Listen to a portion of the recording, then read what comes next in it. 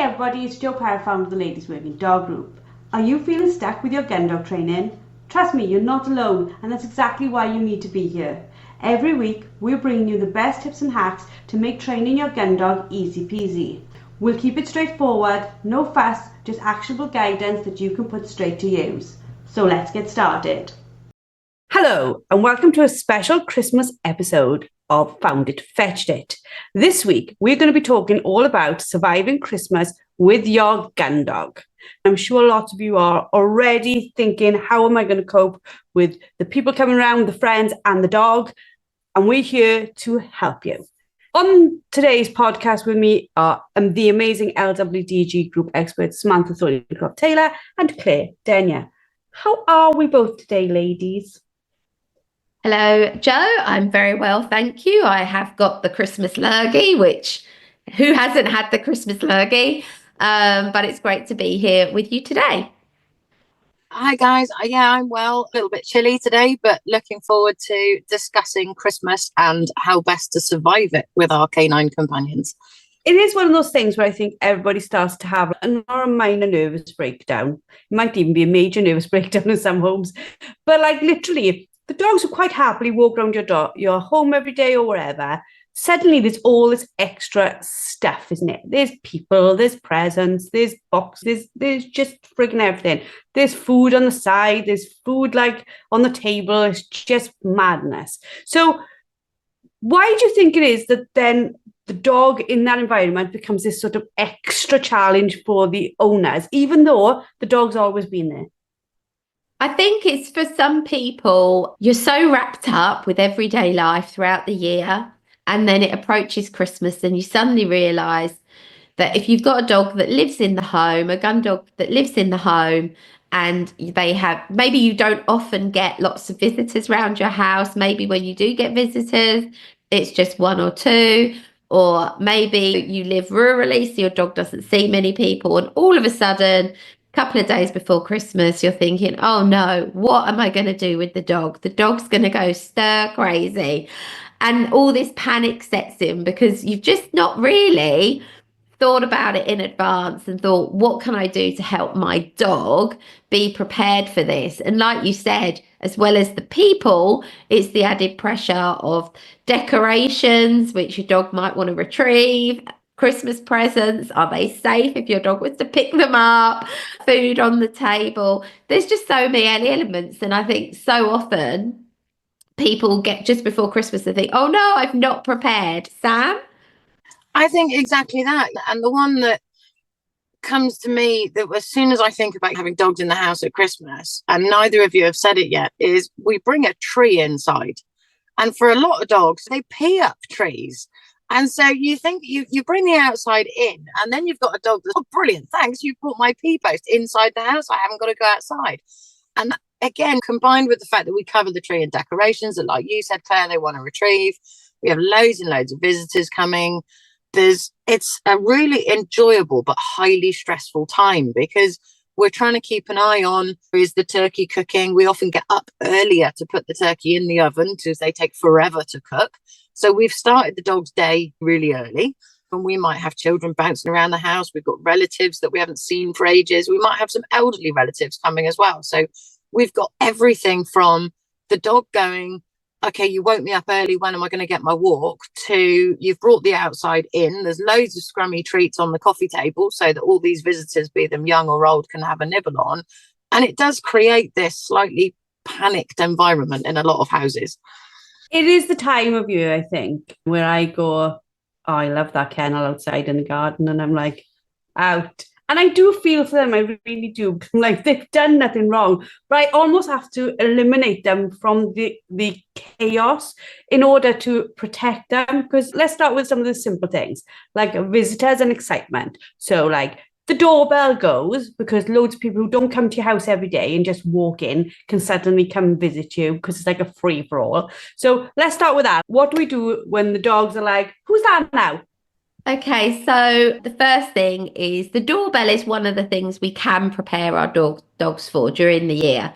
This is the one where even if you don't get lots of visitors, you can get your dog virtually desensitized to the sound of the doorbell or the knocking of the door.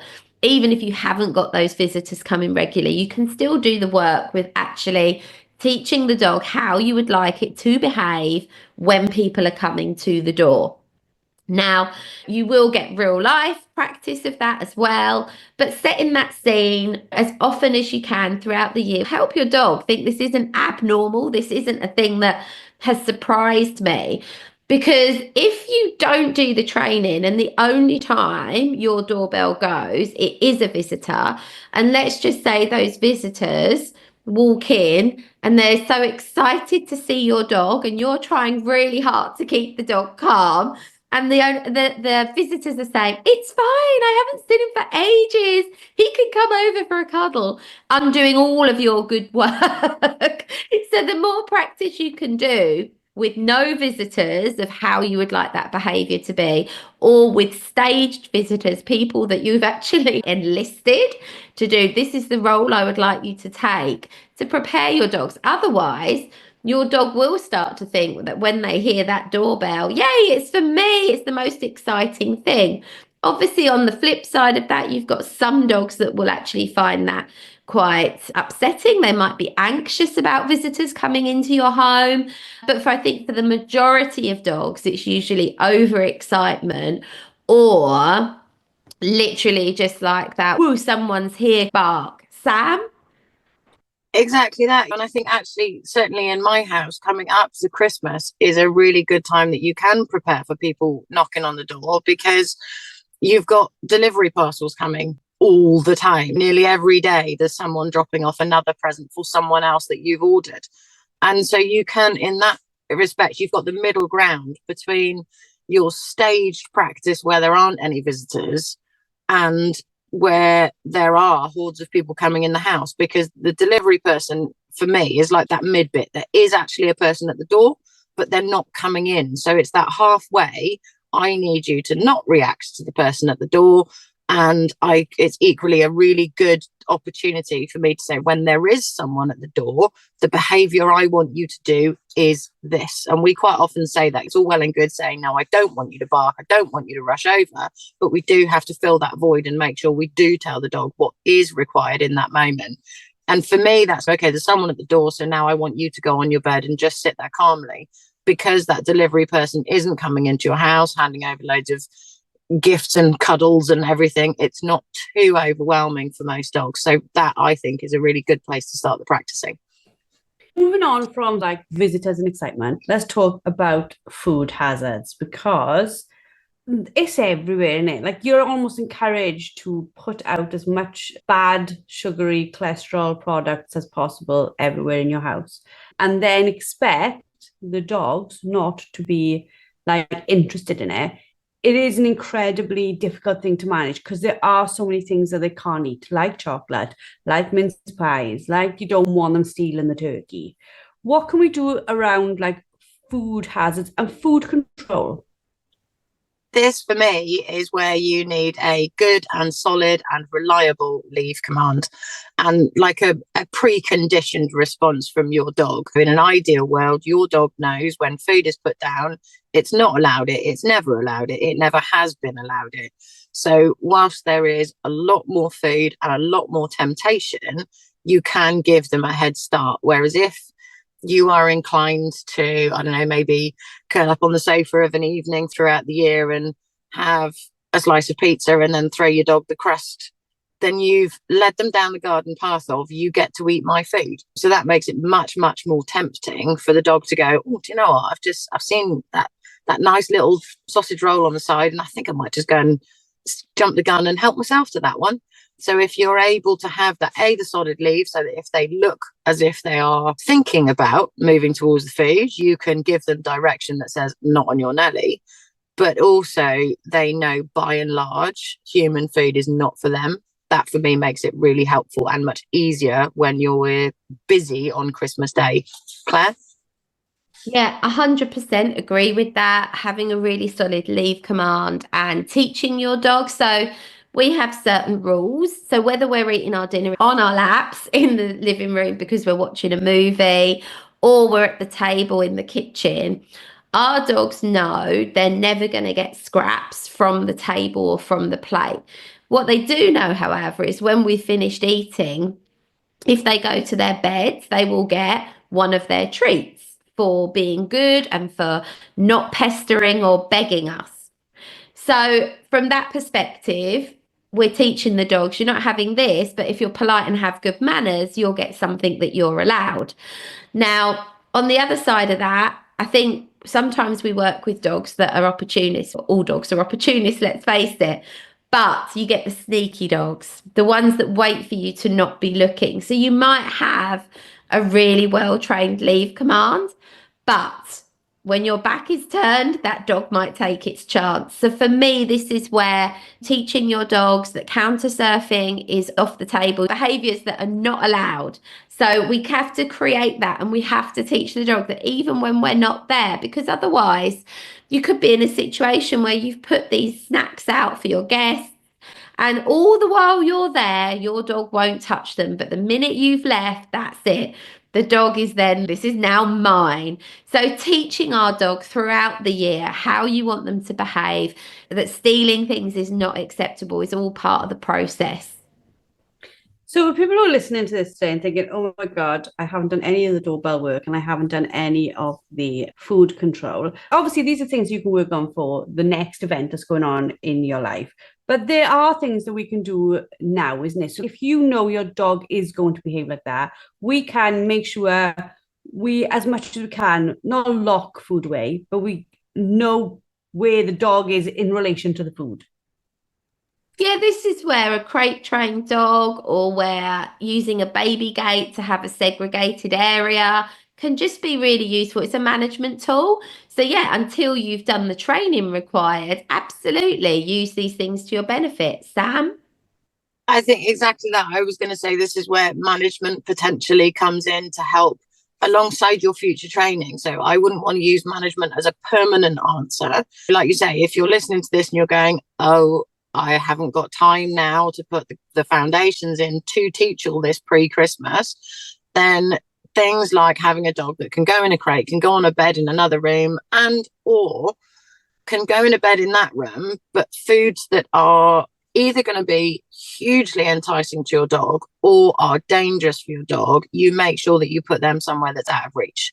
So if you've got like a ledge above your fireplace, for example, and you know that you can put the mince pies up there because the dog can't reach or can't easily reach up there, then that certainly buys you a bit of time in the management. If you think that your big, strong, burly Labrador might be inclined to try and go up on his hind legs and reach it, that buys you a couple of seconds, or you'll hear a bit of noise that you can then jump in, not literally jump in, but jump in with a leave or a no or an off, and then further your management by removing your dog from that situation. Claire? I was just going to say, Labradors are a nightmare for counter surfing and being sneaky about it. They really are. And the problem is, like them and other large dogs, they are tall enough that they can be so sneaky. Like literally, like they can just walk along past the kitchen surface and their nose is almost there already. So yeah, if you've got Spaniels, I suppose they might jump on it. But definitely labs are so sneaky with that sort of thing.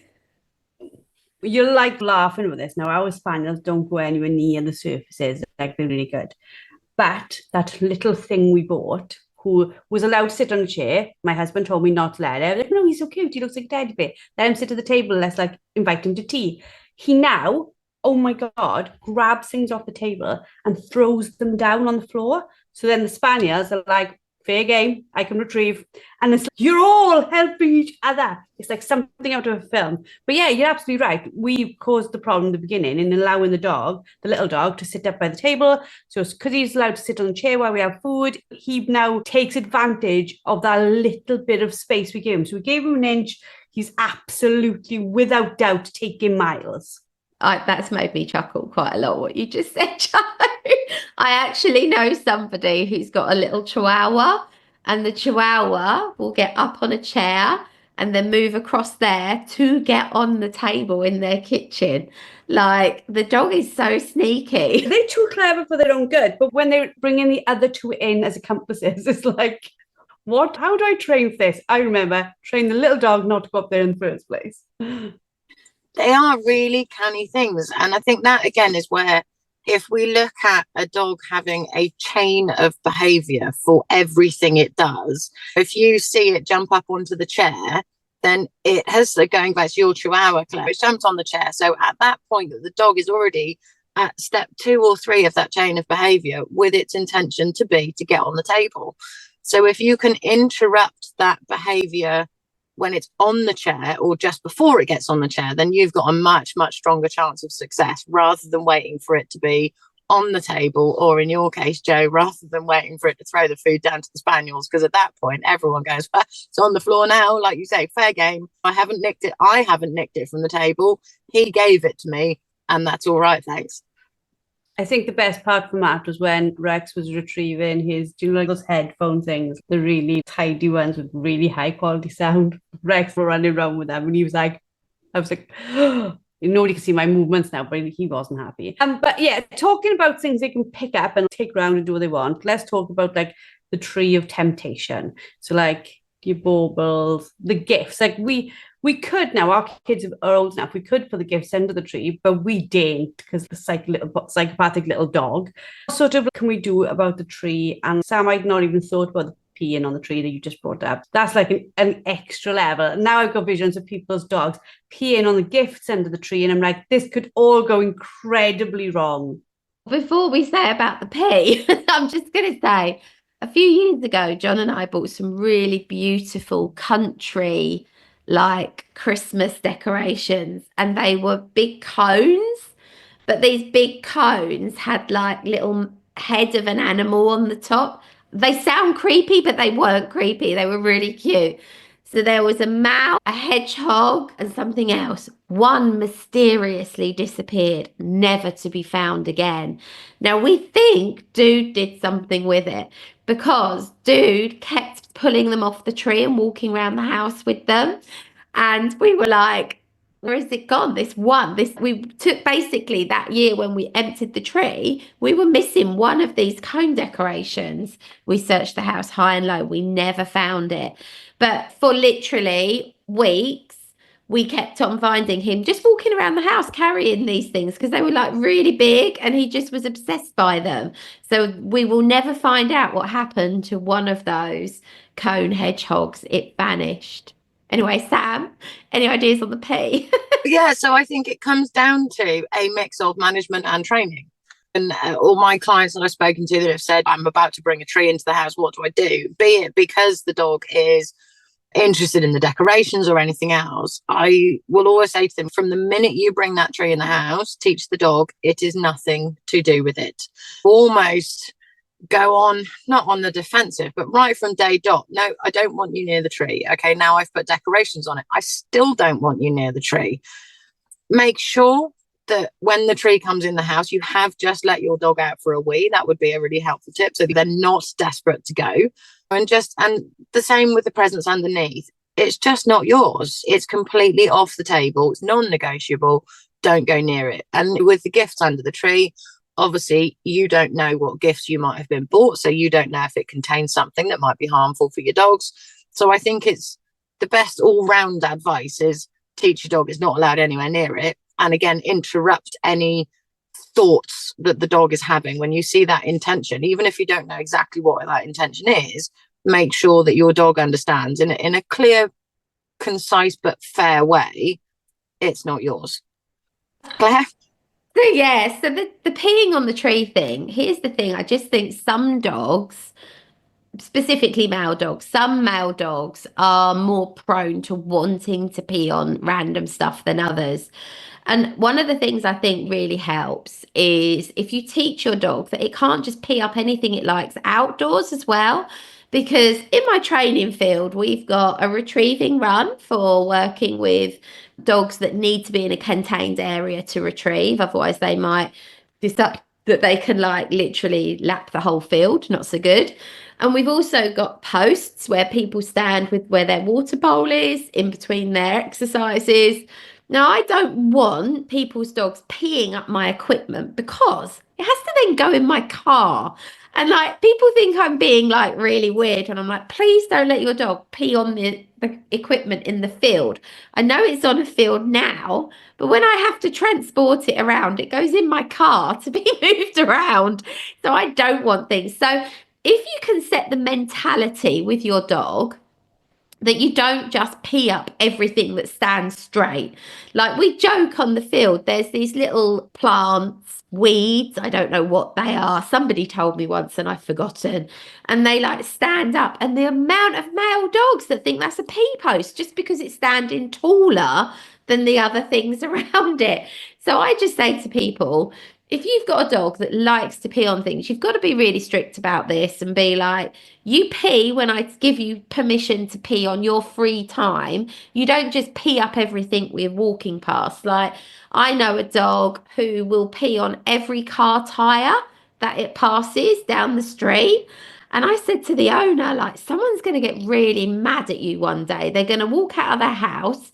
They're going to see your dog cock its leg up their car, and they're not going to be happy with you. So I think, firstly, dogs shouldn't be peeing in the house. But secondly, if we can set those boundaries and those parameters about not everything is for you to pee on anyway, we stand a much better chance of not having them pee on the Christmas tree. Do you know what's the worst though? Is when people's dogs pee on people. Do you know yeah. Down? I think, and they're like, oh, sorry. And I'm like, no, there's some way. It's just, no, don't pee on my wellies. Don't pee on my back if I'm sitting on the floor. Just don't freaking pee on people. It's like a simple thing. And we keep in this festive, but it goes back to the same thing, isn't it? You teach them what is okay to wee on. Yeah, absolutely. We don't want them peeing on Nanny when she turns up Christmas Day, do you? That would just be a disaster.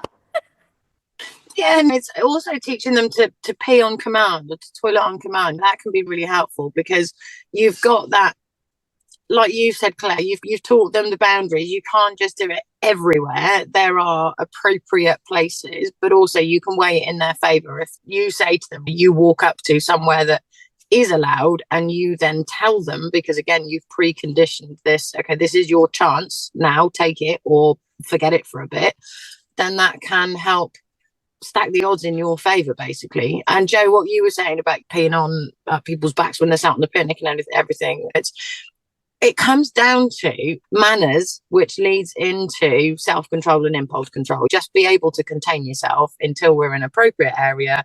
And I've told you that you can do this now, which then, like Claire said, lays the groundwork for don't walk in the house and have a pee up the tree. Yeah, because it goes back to, and before we have the argument, oh, they're just a dog. The reality is we are just like animals ourselves, yet we can go to the toilet in a set place. We don't allow our children to run around peeing on people's backs, so we can stop our dogs. So that argument has no sort of space. And like you said, you can train it right from the beginning. Like when you're sort of toilet training them, you can train them the wee command. I do exactly that, and I use like reverse pairing for it. So I wait until my puppy is going to the toilet and then I start adding in the command. And I'm sure you guys do as well, but I find it really useful if I mid-lesson, or not mid-lesson, between lessons, and I know I've got 5 minutes and I've got a couple of dogs in my car, then I can get them out and go, I need you to go to the toilet because then you've got to get back in while I do this next lesson. I don't need them running around for 20 minutes going, oh, it's playtime, what are we doing? And forgetting that they need to pee. I need them to get out, do a job and get back in so I know they're going to be comfortable. So right from day dot, they've had that training that when I say that, they've got to take that opportunity. Claire? Yeah, that's exactly the same as what we do, Sam, exactly the same process. And I think it's just worth people bearing in mind when you've got a young dog, they can be so easily distracted when you're trying to get them to toilet.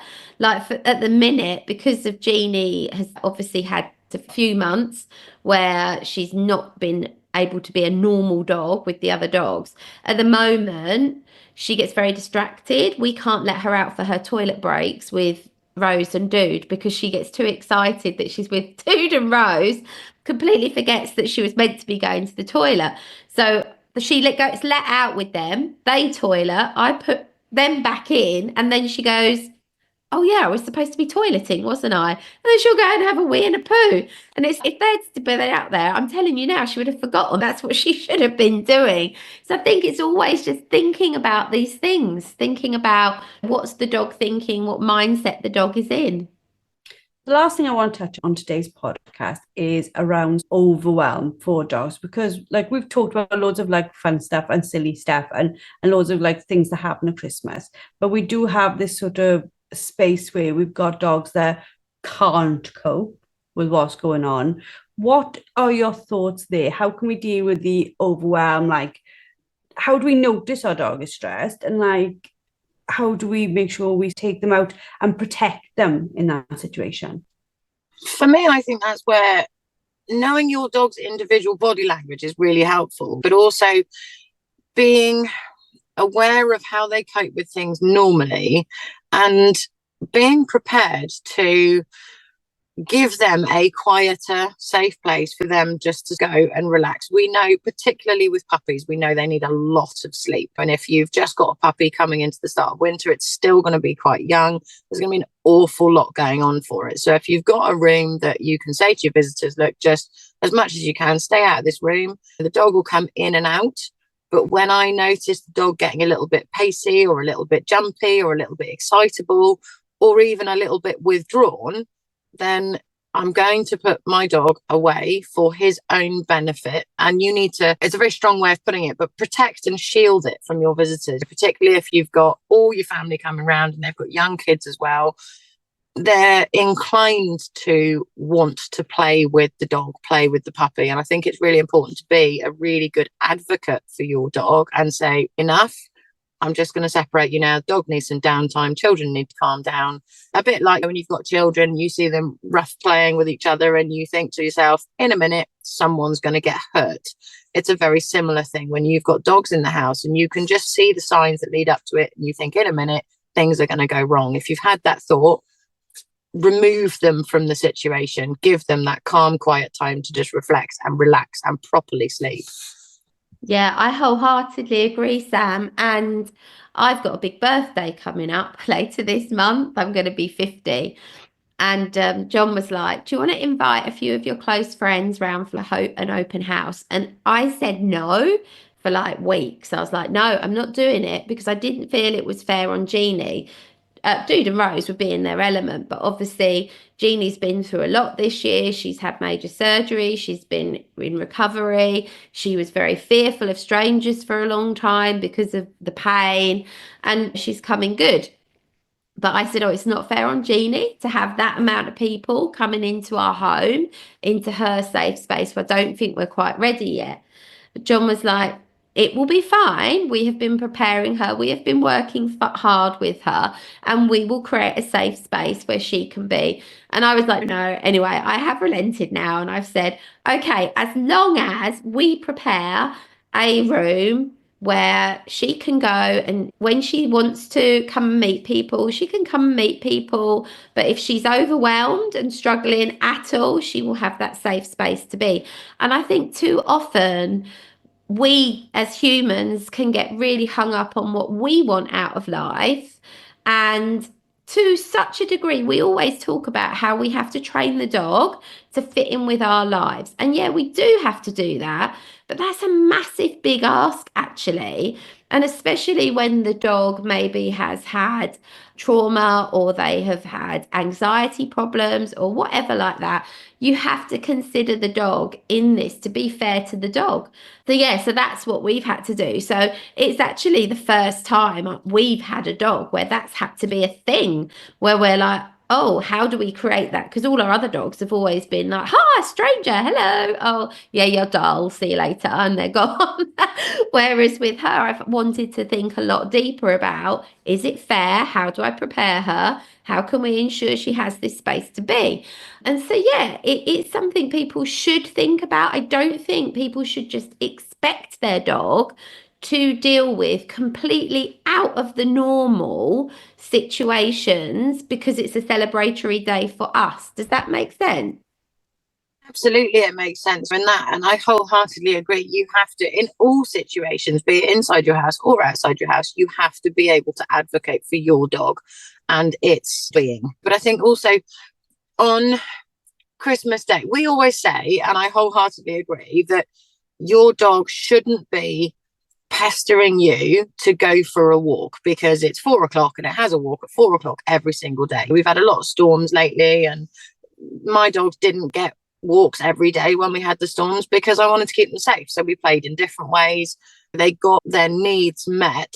We just didn't go for a busy walk in a woodland when we were going to have a tree potentially fall on our head.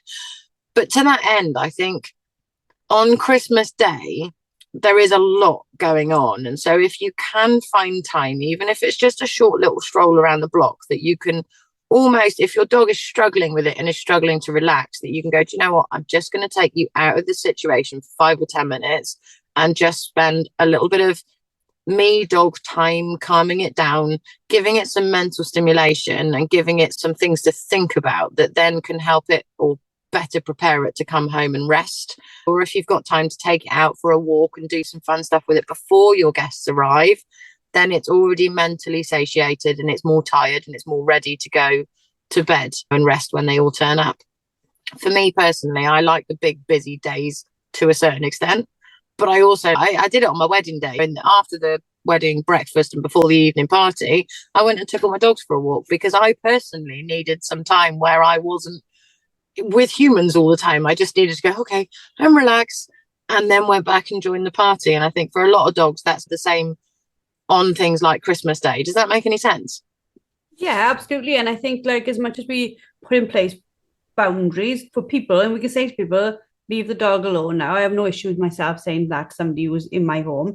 We need to do it for ourselves as well. Like, we're talking about protecting the dogs, protecting ourselves. Like, I have no issues at all. And the kids, like, give me the worst looks, but I will say to the kids, we're doing something like lunchtime, and I'm like, by 8 o'clock, I am going to have had enough. So if you don't live in the house, it'll be time to go home. And they're like, Mom, and I'm like, no, I just know I'm going to need some time where I don't have to speak, and I don't have to be think, and I don't have to be the hostess, and I don't have to do all those things. And as much as some people will look at that and think, oh my God, what a dreadful person, I also think that makes me a better person on then Boxing Day and the next day, because I've balanced it out a little bit. And that's what we're talking about here, isn't it? It's balancing how much time the dog has to have his space invaded too, because the dog does live there. Yeah, 100%. And it is so important to consider that in everything. Fabulous. So now you all know that I am absolutely the Grinch as we go into 2025. I want to wrap up by saying to everybody, Christmas is one meal, it's one day. Have fun, enjoy it, but don't let it become a stressful challenge for you and for your dogs either. Your gun dog doesn't need a perfect Christmas. It just needs somewhere to go and chill out and not to be overexcited by everybody else and everything that they're doing. And with a little bit of preparation, a bit of patience, and doing what the amazing experts have told you to do today, you will sail through it. Remember, keep it calm, keep it festive, and we look forward to speaking to you all in the new year. Have a very fabulous Christmas. That's it for today's episode. A massive thank you for tuning in. Don't forget to head over to the LWDG and sign up for our membership. Get access to expert-led training, a wonderfully supportive community, and the resources you need to become a confident and skilled gun dog trainer. Let's take this journey together, because no woman should have to train her gun dog alone. We'll see you all next week.